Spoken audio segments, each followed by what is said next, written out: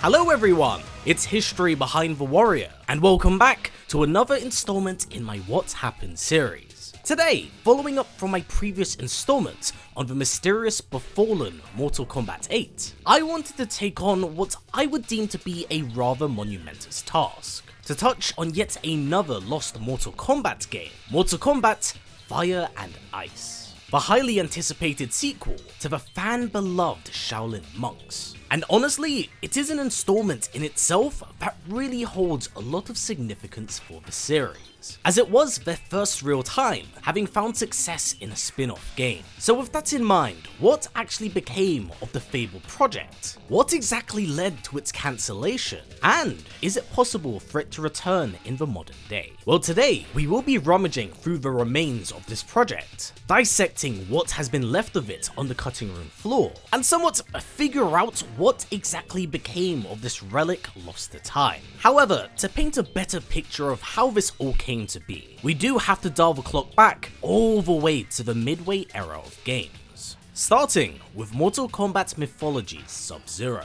Released in 1997 to coincide with the release of the next big installment at the time, Mortal Kombat 4, Mythologies was designed to be the very first of many spin-off games, with this particular chapter having taken place long prior to the events of the first game, essentially bridging in that gap in between the time, while simultaneously expanding on the lost and presumably dead character, Bi-Han, aka Sub-Zero, aka Noob Saibot. Now, whilst definitely held up in pretty high acclaim these days, at the time of its release, Mythologies was dragged through the dirt, being criticized for its control scheme, level design, and absolutely brutal difficulty. Like seriously, this shit was designed to test your patience. So critically, Mythologies was kind of seen as a failure in Midway's eyes. And due to this, as well as a number of different contributing factors, the Mythologies line would actually be discontinued.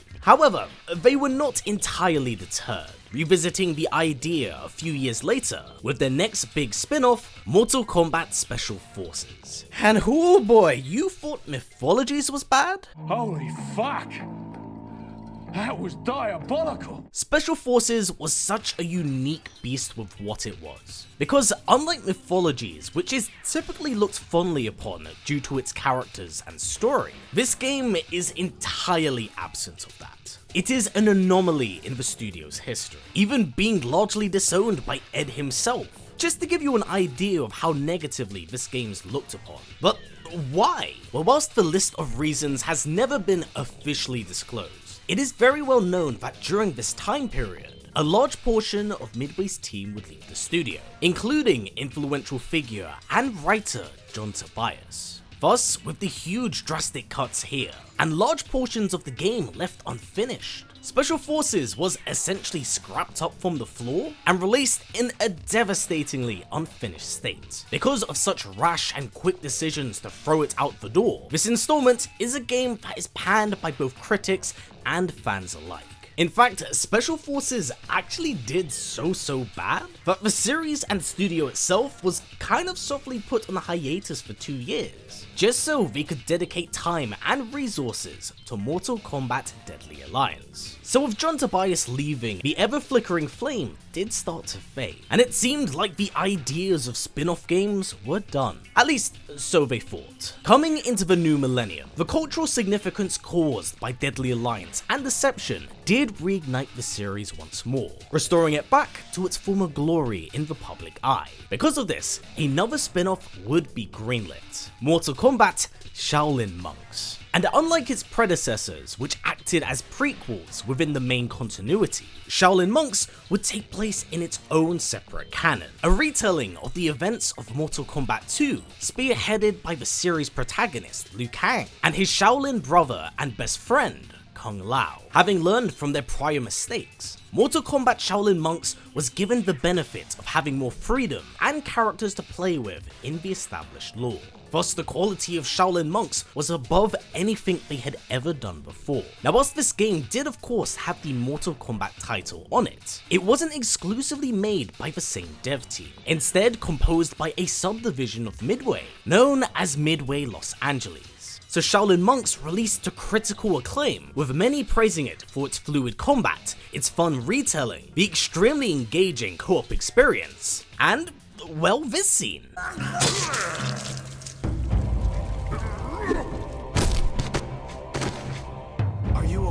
So finally, after miss after miss, the team had finally struck gold, with fans loving this installment, eagerly chomping away at the bit for the next big installment, being dubbed and codenamed as Mortal Kombat Fire and Ice. So, what the hell happened here? How, after years of trial and error to get it right, did we end up with a cancelled sequel? Well, there does look to be two huge contributing factors here, which also does tie into the reason why we've never got a re-release or remake. The first reason, and the most obvious hurdle for us to cross, is the liquidation and demise of Midway Studios. Naturally, with its financial strife, the money simply wasn't there for a game like this to take shape. Thus, it would eventually be shelved and cancelled, kind of being buried alongside Midway. And of course, from this point onwards, the MK team would be purchased by Warner Brothers, renamed under the title of NetherRealm Studios. However, there would only be a strict and firm focus on more mainline entries to the series. Hence how there's always been talk about a Shaolin Monks remaster, but one that's never simply taken shape. Now, another reason why it didn't happen, and honestly this one kind of shocked me as I was doing my research for this, is that instead of Midway LA continuing to work and develop on the sequel, it would instead be passed over to another dev team known as Paradox. Why was this taken away from the team? Well, apparently it was shelved for TNA Impact Wrestling. Are you fucking with me? Like, is this for real? Well, yeah, it unfortunately is. The real sad truth of the situation is that the LA team had been plucked away to work on a wrestling game, with Fire and Ice being placed in the care of Paradox before it was eventually cancelled. And from what I've been able to find, is that the development of this game only lasted for a few mere weeks. So because of this, there are only mere fragments of concept art, giving us a rough idea of what they had in mind for this game. So let's start at the top and then work our way down. So what exactly was the plan for the game? Well, honestly, beyond being able to play as Scorpion or Sub-Zero, very little of this has ever been revealed. And if I'm honest from doing my research, it doesn't even look like they made it that far in development for such things to really take shape here. If I myself was to stitch something together from what was left of Kuai Liang's story, it's that following the end of the events of Shaolin Monks, Sub-Zero's story is left on a bit of a cliffhanger, looking to alleviate his older brother of the corruption that has taken him. As for Scorpion's side of the story, that's a bit harder to know, because Hanzo largely serves as an antagonist during the events of Shaolin Monks. Thus, he isn't quite given the same character depth that Kuai does. Now, if Fire and Ice was indeed to play off the events of prior games and Shaolin Monks canon, with the Emperor dead, it could have skipped right past the events of 3 and onto Mortal Kombat 4, coinciding with Shinnok's invasion of Earthrealm. And seeing as how integral and significant Bi-Han and Hanzo are to the Brotherhood of Shadow, narratively, I see the events of this installment far more favourable for Mortal Kombat 4, being able to centre and focus around the character relationship in this faction, which then takes us onto our next segue here, the current remaining and existing fragments of concept art from Mortal Kombat Fire and Ice. Starting off with the official character models for both Scorpion and Sub-Zero, something that has largely been kept out for public eye for a very long time now. And from what you can tell with their visual designs, it's rather plain and quite simple in that regard. However, there's actually a lot of design elements here that would go on to influence future installments. Because when we look at Scorpion, such elements like his mask, the gi, his forearm guards, and even bicep bands would go on to influence his MK vs DC counterparts. Sub-Zero's design, on the other hand, would actually go on to influence his 9 counter half. Unfortunately, outside of this, much is unknown of alternative designs or concept drafts, as it does look like they immediately cut to work on the next installment. In terms of background assets and set pieces though, we do have a few shots of a frozen landscape set in an unknown wasteland. Although these official pieces themselves aren't actually given a real name. But if I am to decipher where this all does take place, then I believe it's supposed to be Arctica, the home of Kuai Liang's new Lin Kuei during the events of Deadly Alliance. Unfortunately, beyond these two art assets here, we don't know much of what was supposed to take place here. But considering how much of the character models would go on to influence future games, it is quite possible that some ideas were pulled for this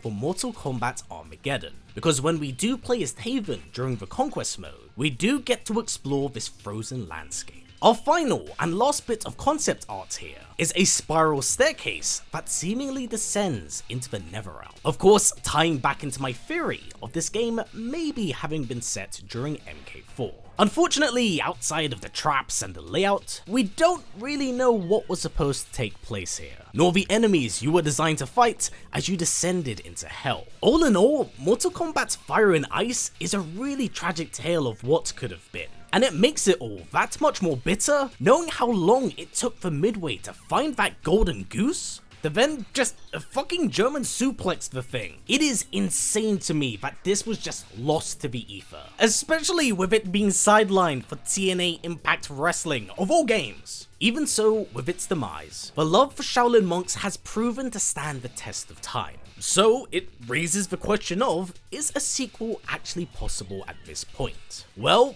yeah, actually. As of making this video, it's actually never been more possible than right now. With Warner Brothers looking to outsource their IPs and licenses, this is actually the first time ever since WB bought MK where such an idea is now finally possible. And with the most recent success of Space Marine 2, a sequel that's come out 13 years later, it does go to prove and show that the audience for these sorts of games are still thriving and still waiting. But who should undertake such a mantle? Well, I'll let you decide down in the comments below. But if it was for me, I'm gonna have to allow for my bias to show and say Santa Monica Studios. An MK game with God of War combat? That's a fever dream if there ever was one. So hopefully with the changing of the tide, and the industry definitely seeing more value in single player titles, this could very well be the next big step for the series moving forward. So I will say, always keep asking for Mortal Kombat Fire and Ice. Make your voices heard and make them know that there is a demand for it. Keep the stream alive because you never know, maybe someday soon this could finally happen. So with that said everyone, this has been it for my analysis of Mortal Kombat Ice and Fire, pulling apart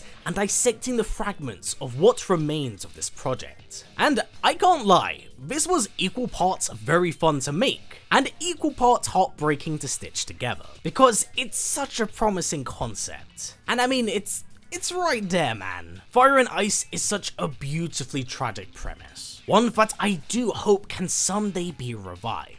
Thus, with this particular topic covered, I now will raise the question to you of what other lost MK games or even characters would you like to hear me handle and talk about? Are there any installments like the Lost Mythology chapters, or even Special Forces itself you'd like me to explore? Please do comment down below. And hey, if you made it this far, please don't forget to give this video a thumbs up, as it really does help the channel in the algorithm. But for now though everyone, that's been it for me. So as always, stay strong, stay well, and keep on fighting. I'll catch you again soon.